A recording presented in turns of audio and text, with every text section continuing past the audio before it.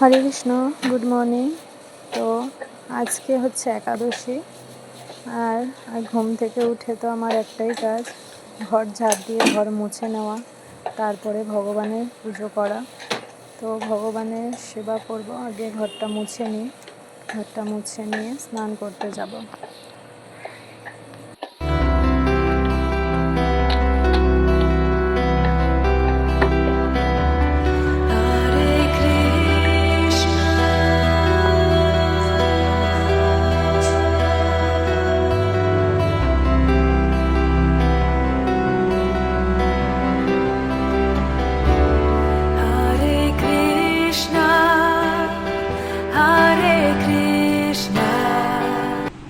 আজকে নৃসিংহদেবের জন্য পদ্ম ফুলের মালাটা বানিয়েছি। তো ভগবানের জন্য একটুখানি সেবা করতে পেরে ভালো লাগছে। আমি যত না খুশি, তার থেকে হয়তো ভগবান আরও বেশি খুশি হয়েছেন। আর আমার খুব ভালো লাগে ভগবানের জন্য সামান্য থেকে সামান্য একটুখানি সেবা করতে।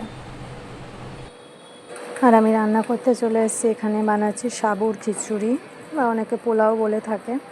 তো আমি সেটা বানাচ্ছি। তো এখানে আলু আর হচ্ছে টমেটো দিয়ে আমি বানাবো, আর কোনো সবজি অ্যাড করব না।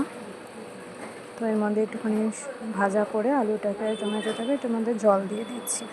জল দিয়ে একটুখানি ঢাকা দিয়ে দেবো। অনেকে আলু টমেটো ভেজে ওর মধ্যে সাবুটা দিয়ে দেয়, ওটাও বেশ ভালো লাগে। সাবুটা ভাজা ভাজা মতন হয়, ওটা ঝরঝরে হয়, খুব ভালো লাগে ওটাও খেতে। কিন্তু আমি ওরকম করি না, এরকমভাবেই করি। তো এখন আমি এটা ঢাকা দিয়ে দেবো। আর এখানে আমি পাশে বসিয়ে নিচ্ছি ওভেনে সবজিটা। তো আলু, মিষ্টি কুমড়ো, গাজর আর টমেটো দিয়ে এই সবজিটা আমি বানাবো। আর এই সবজিটার মধ্যে আমি দেবো বাদাম। তো লাস্টে আমি বাদামটা দিয়ে দেবো। তো এখন আমি সবজিটা করছি। আর এর মধ্যে আমি দেবো লঙ্কা। আমাদের এখানকার লঙ্কাগুলো একদমই ঝাল না, জানি না কেন। অনেকগুলো লঙ্কা দিলেও ঝাল কিছুতেই হচ্ছে না। তো অনেকগুলোই লঙ্কা দিয়ে দিয়েছি, তাই বাচ্চা আছে ঘরে, তো বেশি ঝাল খেতে পারে না, তবুও দিয়েছি। এগুলো ঝাল নয় লঙ্কাগুলো খুব একটা।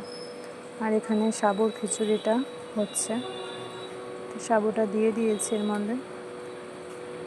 আমি জল রাখবো না, মানে ড্রাই বানাবো, শুকনোই হবে। ঝরঝরা তো হয় না, কীরকম লেগে যায় গায়ে জল দেওয়া আছে বলে। ওভেনটা একটুখানি আমি কমিয়ে দেবো।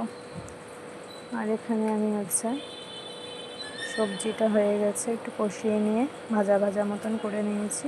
এটার মধ্যে কিছুই মশলা আমি অ্যাড করি না, শুধু কালো জিরা, শুকনো লঙ্কা দিই আর নুন, আর কিছু না। এর মধ্যে এখন জলটা দিয়ে দিচ্ছি।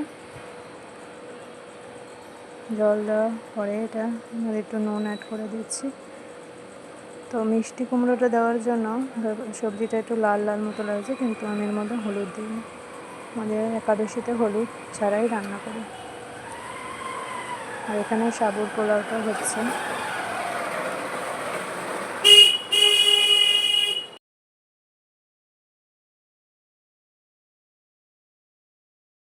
বাদামটা আমি আগে থেকে সিদ্ধ করে নিয়েছি প্রেসার কুকারে। তো বাদাম সিদ্ধ হতে অনেকটা টাইম লাগে, অনেকগুলো সিটি দিতে হয়। আর রাত্রেবেলা আমি ভিজিয়ে রেখেছিলাম বাদামটাকে। তো দেখে নিচ্ছি যে হয়েছে নাকি সিদ্ধ। তো এখন ঢাকা দিয়ে নেবো। আর আজকে ভোগটা সাবুর পোলাও, আর এখানে বাদামের সবজি, স্যালাড আর হচ্ছে পেঁপে।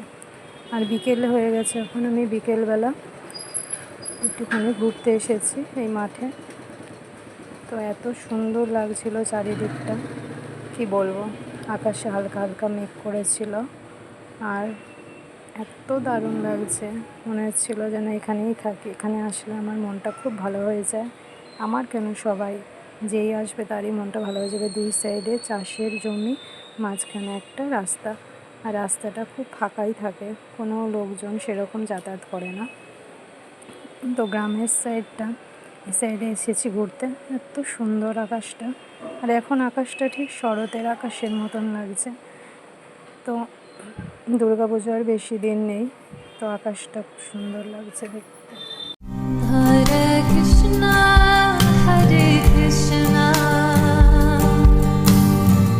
কৃষ্ণ কৃষ্ণ হরে হরে হরে রাম